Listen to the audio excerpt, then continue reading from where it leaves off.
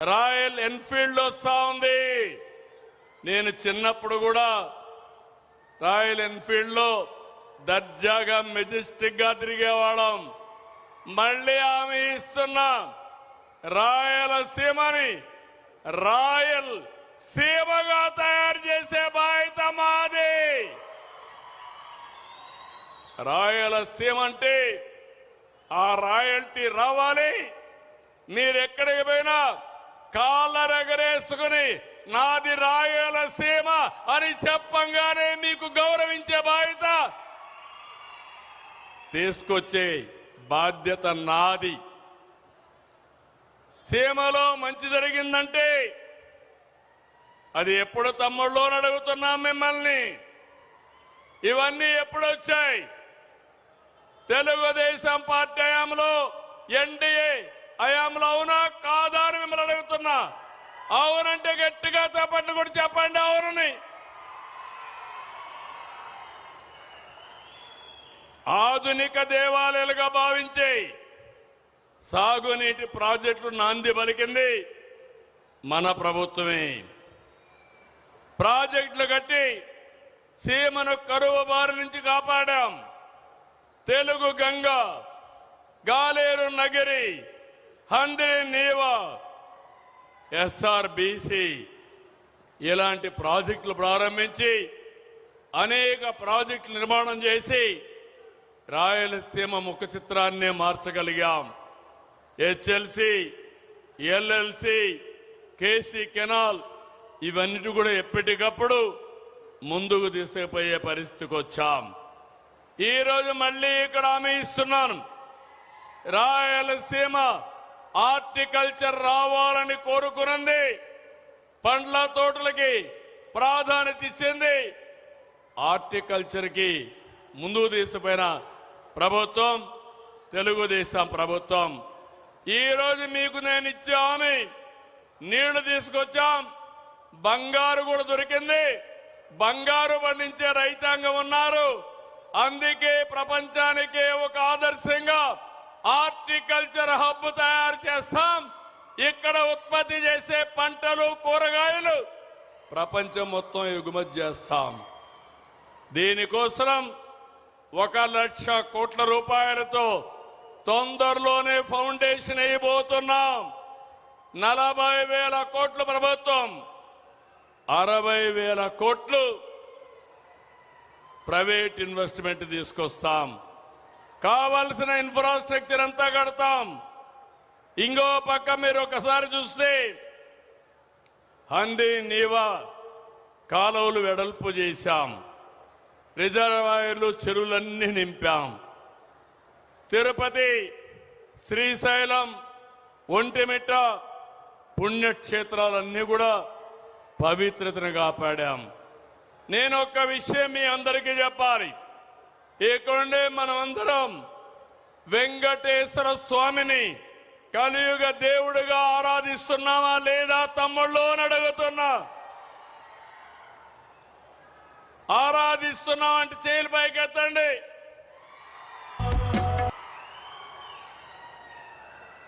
అలాంటి దేవుడికి అపచారం జరిగితే అలాంటి వాళ్ళని శిక్షించే బాధ్యత మన పైన ఉందా లేదా అని మిమ్మల్ని అడుగుతున్నా. వెంకటేశ్వర స్వామి లడ్డు తయారు చేసే నెయ్యిలో కల్తీ ఏమనాలి? గట్టిగా పట్టుకుంటే ఇప్పుడు దొంగ నాటకాలు ఆడుతూ దేవాలయాల చుట్టూరు తిరుగుతున్నాడు గొడ్డలి పార్టీ నాయకుడు. అవునా కాదా తమ్ముళ్ళు అని మిమ్మల్ని అడుగుతున్నా. నువ్వు దేవాలయాల చుట్టూ తిరగాల్సిన పని లేదు. నువ్వు నమ్ముకున్నటువంటి మతాన్ని నువ్వు ఆరాధించు, మాకు నష్టం లేదు. కానీ వెంకటేశ్వర స్వామి జోలుకొచ్చి దేవాలయాల పైన దాడులు చేస్తే కబద్దారు గుర్తుపెట్టుకోండి, మేము కాపాడుకునే శక్తి మాకుంది. అవునా కదా తమ్ముళ్ళు మిమ్మల్ని అడుగుతున్నా. ఏమో మా ఆడబిడ్డలను మిమ్మల్ని అడుగుతున్నా. దేవుణ్ణి కాపాడలేకపోతే మనకు భవిష్యత్తు ఏముంటుందని మిమ్మల్ని అడుగుతున్నా. అందుకని నేను ఎప్పుడు కూడా వేరే మతాల్ని ద్వేషించను. కానీ నేను నమ్ముకున్న దేవుడు, నాకు ప్రాణభిక్ష పెట్టిన దేవుడు, నాకు పునర్జన్మ ఇచ్చిన దేవుడు అప్రతిష్ట పాలు చేయాలంటే క్షమించాలన్నా తమ్ముళ్ళు అని అడుగుతున్నా. అందుకే మిమ్మల్ని అందరిని అడుగుతున్నా. ఈరోజు కూడా చూసా, ఒంగి దండాలు పెడుతున్నాడు దేవాలయాలకు పోయి. నువ్వు ఎన్ని దండాలు పెట్టినా ఎవరైనా సరే దేవుడు మీద నమ్మకం ఉండే ఏ వ్యక్తి నీకు మీ పార్టీకి సహకరించరని చెప్పి కూడా నేను మీకు తెలియజేస్తున్నా. నేను మీ అందరికీ హామీ ఇస్తున్నాను. రాయలసీమలో దేవాలయాలున్నాయి. ఆధునిక దేవాలయాలన్నీ ఇరిగేషన్ ప్రాజెక్టులున్నాయి. గండెకోట లాంటి బ్రహ్మాండమైన టూరిస్ట్ హబ్ కూడా ఉంది. ఇవన్నీ చేసి ఈ రాష్ట్రాన్ని ఒక ఆదర్శంగా తయారు చేసే బాధ్యత, మా తమ్ముళ్లకు ఉద్యోగాలు కల్పించే బాధ్యత, సంపద సృష్టించే బాధ్యత ఈ ప్రభుత్వానిదని మీ అందరికీ హామీ ఇస్తున్నా. మనకు కొన్ని సవాళ్లు కూడా వచ్చాయి. నేను 95, 2004 సీఎంగా సమైక్య ఆంధ్రప్రదేశ్లో ఉన్నా. 9.5 సంవత్సరాలు సీఎం. ఆ రోజు నేను తెలుగు జాతి కోసం సైబరాబాద్ నగరాన్ని నిర్మాణం చేసి, ఆ రోజు నాలెడ్జ్ ఎకానమీ తెలుగు జాతికి రావాలని కోరుకున్నా. కానీ నేను 2004లో ఓడిపోవడం, తర్వాత జరిగిన పరిణామాలు 2014లో 2 రాష్ట్రాలుగా విడిపోయినాయి.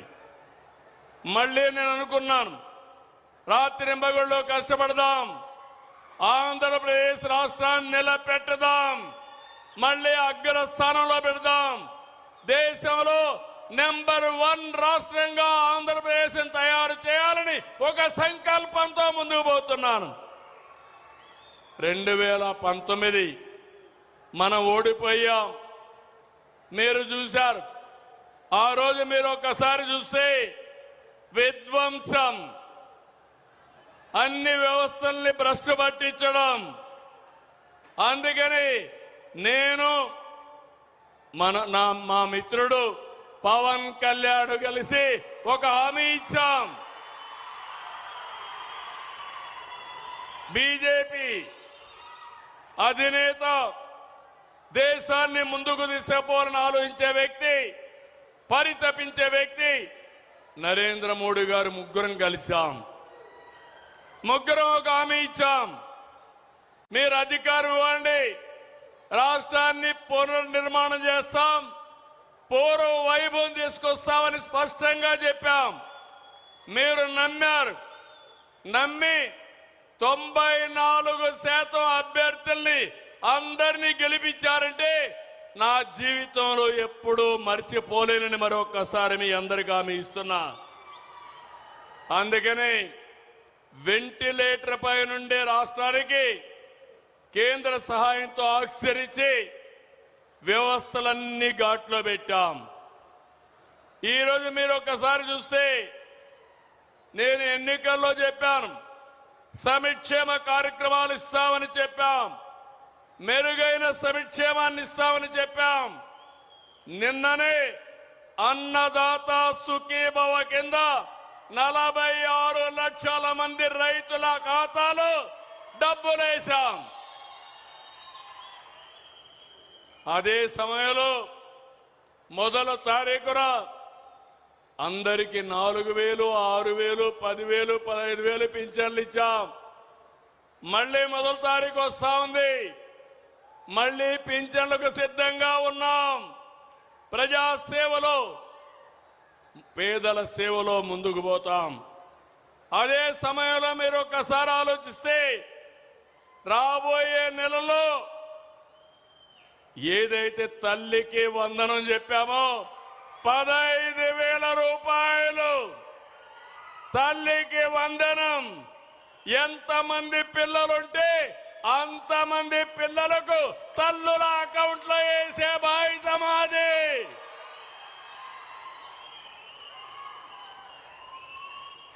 నిద్ర లేచినప్పటి నుంచి రాత్రి వరకు ఒకటే ఆలోచన, ప్రజలకు ఏ విధంగా మంచి చేయాలి, మిమ్మల్ని ఏ విధంగా ఆదుకోవాలి అనేది, ఏ విధంగా ఇండస్ట్రీ తేవాలని నేను ఆలోచిస్తున్నా.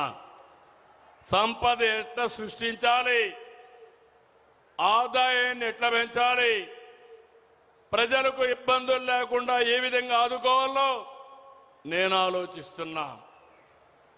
అయితే అదే సమయంలో గొడ్డలి పార్టీ రాత్రింబగళ్ళు కుట్రలు ఆలోచిస్తున్నారు. ఉదయం లేచి రాష్ట్రాన్ని కులం, మతం, ప్రాంతం, వర్గాల వారిగా విడదీసేలా రోజు విషయాన్ని గమ్ముతున్నారు. మీరు చూసుంటారు, నా రాజకీయ జీవితంలో చాలా మందిని చూశారు, కానీ కన్నార్పకుండా అబద్ధాలు చెప్పడంలో దిట్ట గొడ్డలి పార్టీ నాయకుడు. అవునా కాదా తమ్ముళ్ళని అడుగుతున్నా.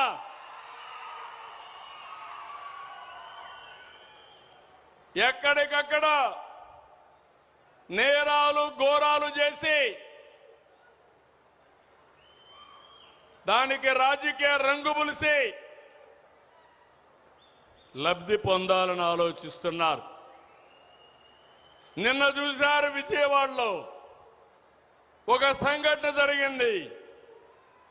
అక్కడుండే సిఐ కాపుని, బాధితుడు కాపుని, దానికి కూడా రాజకీయ రంగు బులిమి కులాన్ని అంటగట్టి పవన్ కళ్యాణ్ పైన ఇష్టానుసారంగా నోరు బారేసుకునే పరిస్థితికి వచ్చారు. అదే నేను చెప్పాను, ఖబర్దార్ జాగ్రత్తగా ఉండండి. అనవసరంగా నోరు బారేసుకుంటే నోర్లు మూయించే శక్తి ఎన్డీఏకుందని చాలా స్పష్టంగా హెచ్చరించాను. అవునా కాదా తమ్ముళ్ళు? మొన్నే మీరు చూశారు, 5 ఏళ్లు ఒక్క టీచర్ పోస్టు భర్తీ చేయలేరు. చేశారా ఒక్క టీచర్ పోస్టు? జాబ్ క్యాలెండర్ అన్నారు, ఇచ్చారా జాబ్ క్యాలెండరు? మెగా డిఎస్సి నేను మొదటి సంతకం పెట్టాను. ₹1 అవినీతి లేకుండా 16,000 మందికి ఉద్యోగాలు ఇచ్చిన ఘనత ఎన్డీఏ ప్రభుత్వానిది. పిల్లలు ఆనందపడ్డారు, చాలా తృప్తిగా ఉన్నారు, బాగా చదువుకున్నారు, కష్టానికి ఫలితం వచ్చిందని ఆనందపడే పరిస్థితికి వచ్చారు. కానీ సంవత్సరం తర్వాత గొడ్డలి పార్టీ కుట్ర చేశారు. పేపర్ లీక్ అయిందన్నారు. వాళ్ళు చెప్పినన్నిటికీ సవాల్ ఇచ్చినాం, సమాధానం చెప్పాం. మీకేదైనా డౌట్ ఉంటే మీరు రమ్మని కోరాం. కడాన హెచ్ఆర్డీ మినిస్టర్ లోకేష్ గారు, గొడ్డలి పార్టీ అధినేత, రా నేను కూడా వస్తా, రికార్డులు తీసుకొస్తా, తాడో పేడో తేల్చుకుందామని సవాలు విసిరారు. ఈ పార్టీ మీకు తెలుసు, ఫేక్ పార్టీ అది, గొడ్డలి పార్టీ. కానీ దానికి రారు, మళ్ళీ మాట్లాడుతూనే ఉంటారు. దాన్నే మన పెద్దోళ్ళు అన్నారు వితండవాదం అని. వితండవాదానికి ఆన్సర్ ఉండదు. వాస్తవాన్ని నిరూపించడానికి సిద్ధంగా ఉన్నామని చెప్పాం. ఇప్పుడే మీరందరూ గుర్తుపెట్టుకోవాలి, ఆ రోజు మీరు చూస్తే ఓపీఎస్ సిపిఎస్ అని ఉద్యోగస్తులందరినీ పర్మనెంట్ చేయడానికి అడిగారు. అడిగితే ఆనాటి ముఖ్యమంత్రి గొడ్డల పార్టీ నేత చెప్పింది, అది ఎంత పని, 1 వారంలో చేస్తా అన్నాడు. ఎన్ని వారాలైన తమ్ముళ్ళు అని అడుగుతున్నా. నేనే 2023లో నేనే సమైక్య ఆంధ్రప్రదేశ్లో ఉద్యోగాలు ఇచ్చాను. ఆ రోజు డిఎస్ఏ పెట్టి ఉద్యోగాలు ఇస్తే దగ్గర దగ్గర 10,750 మంది పాత స్కీమ్లో సెలెక్ట్ అయ్యారు. టెక్నికల్ గా వాళ్ళకి తప్పుబడింది. సుప్రీంకోర్టు కూడా చెప్పింది, హామీ ఇచ్చిన పెద్ద మనిషి పట్టించుకోలేదు. నేను హామీ ఇవ్వలేదు, ఇవ్వకపోయినా 10,750 మంది డిఎస్సీ అభ్యర్థులకి ఓపీఎస్ నుంచి సిపిఎస్ కి తీసుకొచ్చిన, సిపిఎస్ నుంచి ఓపీఎస్ తీసుకొచ్చిన ఘనత ఈ తెలుగుదేశం ఎన్డీఏ ప్రభుత్వాన్ని. నిన్నే 11,000 మంది జీవితాల్లో వెలుగునిచ్చాం. వాళ్ళకు రిటైర్మెంట్ అయితే ఒక్కొక్కరికి 2-3 కోట్ల రూపాయలు అదనంగా ఆదాయం వచ్చే పరిస్థితి వస్తుంది. ప్రభుత్వానికి 30,000 కోట్లు అవుతుంది. పర్వాలేదు, వాళ్ళది న్యాయం. న్యాయం పైన ఉండాలనే ఉద్దేశంతో సమస్య పరిష్కారం చేశామని మీ అందరికీ హామీ ఇస్తున్నా.